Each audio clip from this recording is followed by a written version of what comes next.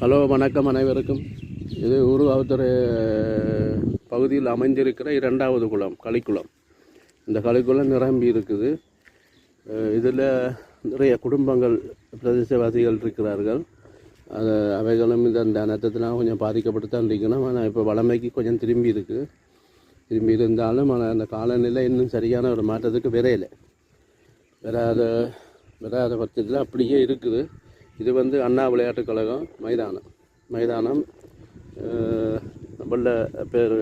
வெள்ளம் நிரம்பி இருக்குது.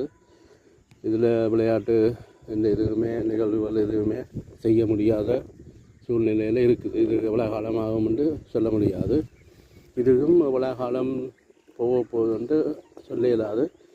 இப்படியான நிலையில் இங்கே குடியிருப்பாளர்கள் பாதிப்புக்குள்ளாகி இருக்கிறோம் ஊர்காவத்துறை பகுதியில்.